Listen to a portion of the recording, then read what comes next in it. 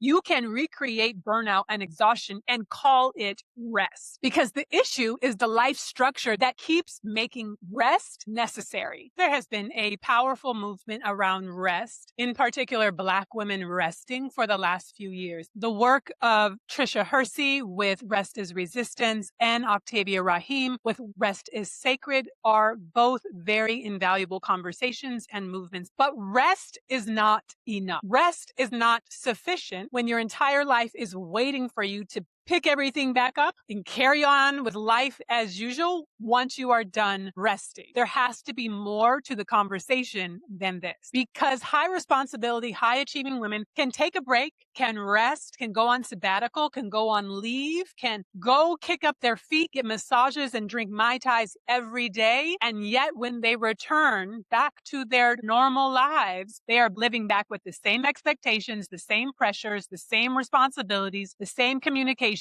the same dynamics. Nothing on the outside has changed, but they're just returning more well rested, which means you have more gas in your tank to tackle all of those things, but nothing has actually changed the ecosystem of your life. Nothing has actually transformed so that you don't get burnt out again. But if you have created a life that you have to rest from, there's a deeper underlying issue here. And that's what we actually need to be talking about. Hi, friends. My name is Elle. I'm also known as the Empress of Ease. I'm the creator of the House of Ease, where I help high responsibility, high achieving women who are in reset season, which is sabbatical, break, leave, or otherwise in a life transition, create their next chapter intentionally rooted in ease instead of exhaustion.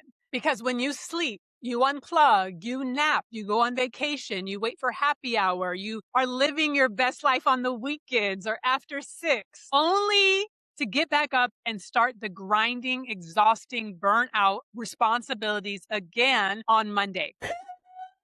If you have responsibilities to children and partner and parents and all these other dynamics, you may not even get a break on the weekend or on vacation. Ease is actually a lifestyle, and rest is a tool that's a part of it. That's why this conversation about rest is so crucial, because yes, rest is an essential part of the problem. But if you don't learn how to create your life around ease, around your well-being, around high standards and healthy boundaries, if you don't learn how to say no without feeling guilt or feeling like you have to caretake everybody else in the process, you will find yourself back in burnout again and looking to rest as a refuge when you really need to create a relationship with ease as well. When everyone knows you as the capable one, the responsible one, the one who always gets everything done, who can take on more responsibility and doesn't ask for anything in return, the one who just can go and go and go and look at all the things that she's done and all the things that she's accomplished. She's amazing and she's done it without even collapsing.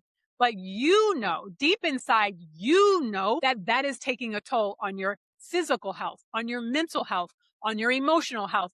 But you know also that there's all these expectations, all of these responsibilities, and that you are the one that everyone's counting on. And so you're experiencing this tension between wanting to better take care of yourself, but also having the feeling that your world, your ecosystem will collapse if you don't show up for everybody else instead. And so you have allowed yourself to become the sacrificial lamb and to live in strain instead of figuring out a different way.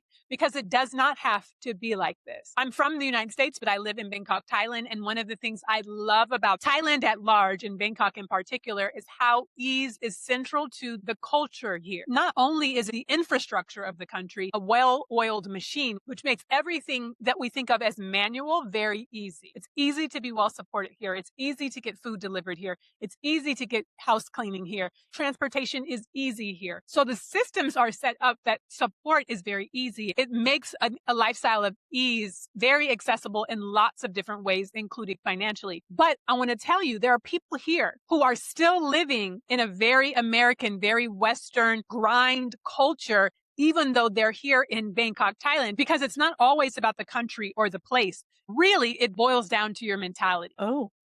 It boils down to what you have allowed and given yourself permission to experience. When you root your life in ease, when you center your life in ease, it's an entire lifestyle. And when I say I'm the Empress of Ease, or my business is called the House of Ease, a lot of people think that means just like kicking up your feet and chilling all day, and then the money just falls into your lap because you're like, I got bills to pay, girl. What am I supposed to do if I'm living in ease?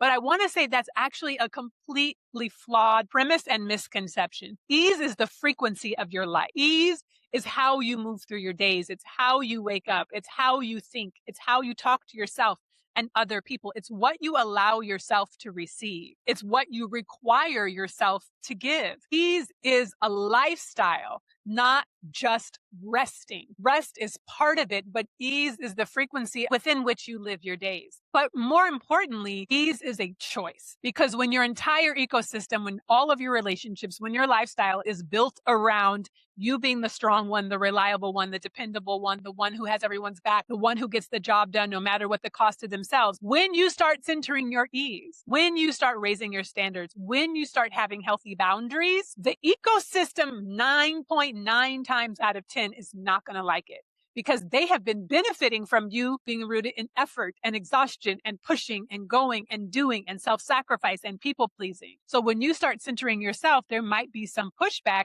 It's not going to work. And this is why it's essential to be rooted in ease in yourself first, because everyone probably will not understand or appreciate the changes that you're making with your life for your own well-being and your own sustainability. Real ease happens when you change the obligations and the expectations that you have of yourself and that you allow other people to have of you. When you change your schedule, when you change your expectations, when you change your responsibility and roles. And this doesn't mean losing momentum in your life, but this means you aren't giving as much of yourself as you are allowing life to support you, allowing other people to support you. And quite frankly, this is something most of us have never learned, never been taught, and never been modeled for us. So when we start to do it for ourselves, we do feel guilty. We feel bad. We feel like, oh, there's so much more I could be doing. There's so much more that I should be doing. But the truth is, if you're not rooted in ease, you have become the sacrificial lamb of your own life. If you're not rooted in ease, you have put everybody else before you. You're going to be the last in line to get what you actually need from yourself. And that's just not fair.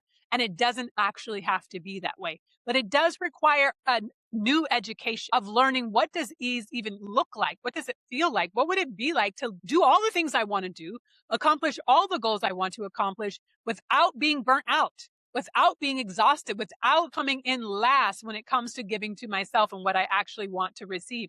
What would that actually be like? And you don't know, because you've never lived it and you've never seen it modeled before. For most of us, our mothers, our grandmothers, our ancestors didn't even have the opportunity to be asking questions about ease. And so for us, it's a great privilege, but we don't have a blueprint. We don't have a road ahead of us. So we have to learn how to do it ourselves. And this is the work I do inside of Ease Reset. Ease Reset is a 2-week private intensive where you get immediate relief.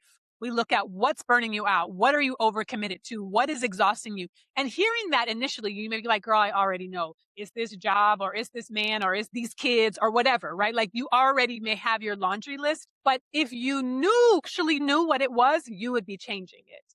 So it's not just the things itself, but it's the underlying patterns that are holding the things in place. And that's what we look at, because that is my very specific skill. I get underneath the things that we look at, the patterns that are holding it in place, and you begin to start changing it immediately without the whole world falling apart, without you running away from your life, even though I know sometimes you may feel like you want to do that. But we look at what's actually the underlying patterns that are holding these things in place so that you can get freed up to start actually creating the life that you want without burning yourself out. Because you deserve more than rest from a life that is burning you out, exhausting you, and taking so much from you. You deserve to actually enjoy your life, to actually enjoy your days, to feel good and live your best life. Not just allow other people to create their best life, but actually live your best life for yourself. If this sounds like I'm all in your Kool-Aid and I do know the flavor, check out the link in the description below for Ease Reset, and I will see you over there. Because this is the first round of Ease Reset, I'm offering a founder's rate for a very few limited spots, and that rate will go up once those spots are filled. So check out the link in the description below, and I will see you in Ease Reset. Looking forward to seeing you there. Bye.